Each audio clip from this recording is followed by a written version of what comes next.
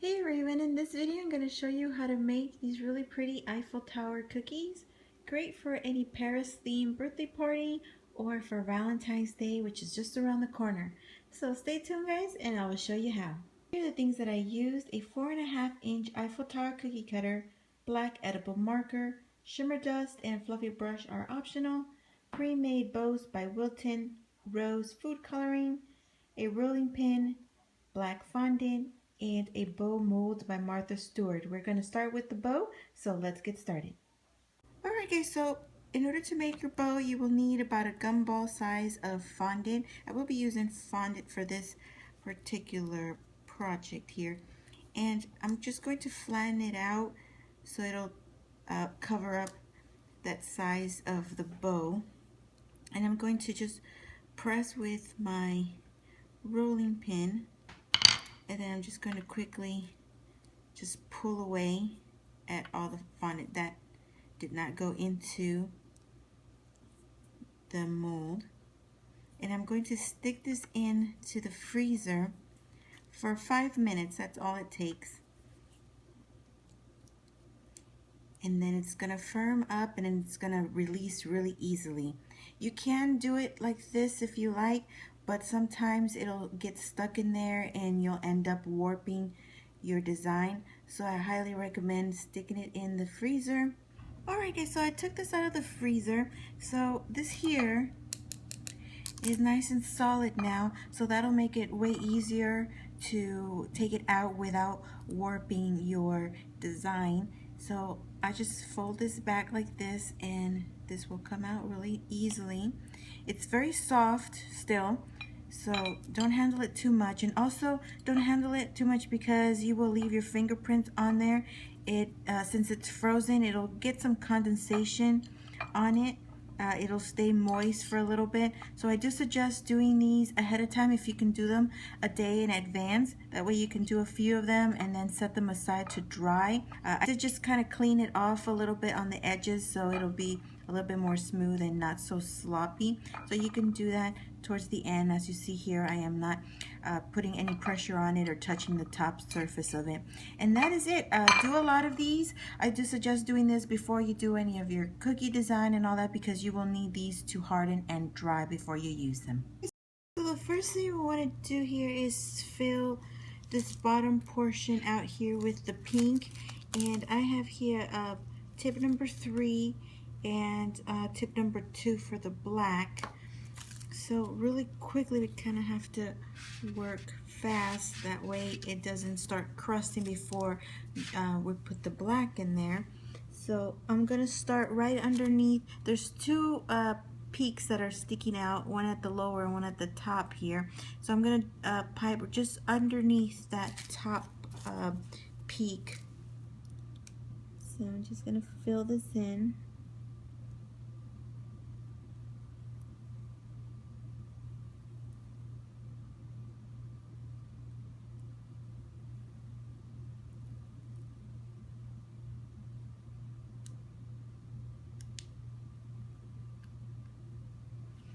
Okay, so now I'm going to go ahead and do my lines.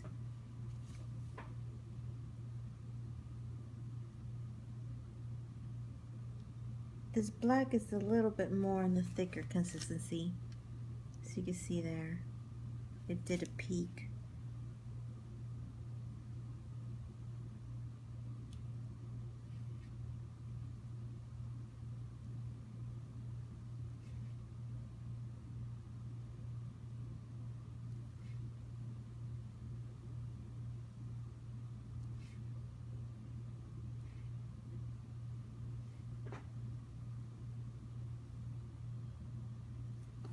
Oh, I hope my hand wasn't in the way. I always forget about that.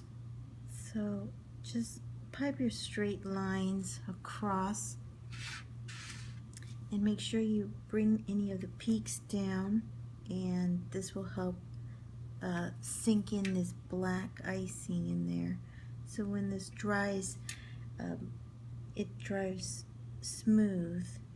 So now I'm going to move on to the next sample.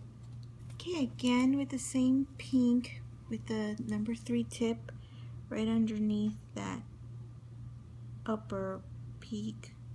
This is the lower one down here. And then just fill it in.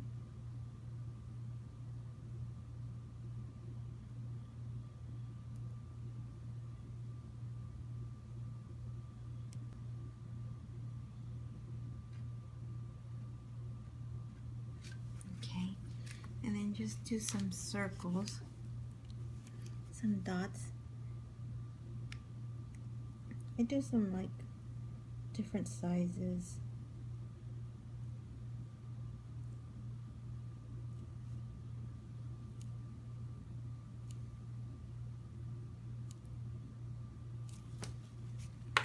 And then again,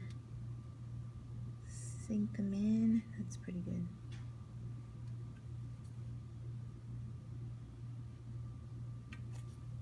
I think they went in pretty well.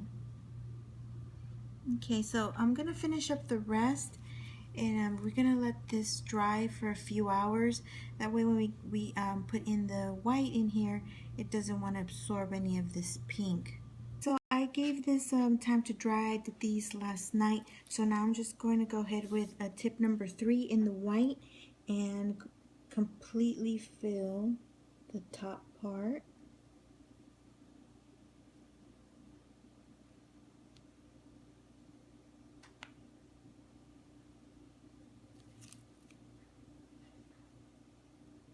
Again, I'm going to let this dry, and this one is the one that I need to dry completely. Alright guys, so very quickly here, I'm going to be using my Americolor marker and give this plenty of time to dry. You don't want to puncture your icing. I only gave mine 3 hours, and I don't think that's sufficient, so hopefully I won't puncture my icing. After I do the design, I'm going to put on the bow. This is the one that I purchased. This is the one that I made with the mold. So I'm just going to sort of put my Eiffel Tower upside down a little. And right where it merges, that pink with the white, I'm going to run my marker right through it, right across. And then these are the little peaks that are on the side. So I'm going to go another straight line right above it, so it'll be that one peak has sort of like a separation there. Then I'm going to do like a capital M. Up, down, and then I'm going to do it again. Up, down, down. Then I'm going to do an arch. And then I'm going to just do 2 little lines on the side. One line on one side and the other side. Then right above it, one straight line. And then still having it sort of upside down, bring one line across, turn it, and another line across to make an X. Oh, there, I punctured my icing a little. And then bring it down again, and then bring it up again, bring it down again, bring it up again, and one tiny one at the end. Here, when you get to that second peak, just do another straight line, and do a little tiny arch. And then that peak at the top, just one little line straight up. So it should look like that. Now I'm gonna grab my icing and my bow. I kind of like this larger bow, but you can decide. You can do the little bow like that, or you can use a bigger bow like that. So just add a little bit of icing right across there. And that should be enough to hold your bow.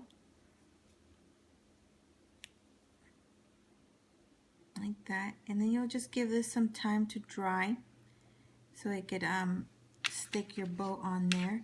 And that's it for that one. Alright, now for the small one. This one, just add some icing on the back of it. Just like that. And then just add it right in the center. So it'll look like that. So you can decide which one you like. I'm going to put these all together so you can see how they look. So that's what this is going to look like. And here's the small one. Alright guys, that is all. I did add a little bit of shimmer dust, which is this here. And I put it on with a nice fluffy brush. You just add it on there, put it all over the cookie and all over the bow. It just gives it a little bit more of a bling bling, glamorous, posh look to it, if you will. Optional, of course. So that is all guys. I hope you enjoyed this video. I hope you liked the idea. I think this is great for a Paris theme birthday party or for Valentine's Day. So I hope you like it. Thanks so much for watching. Stay tuned for more. I should have a few more Valentine's Day cookie ideas, so stay tuned for that.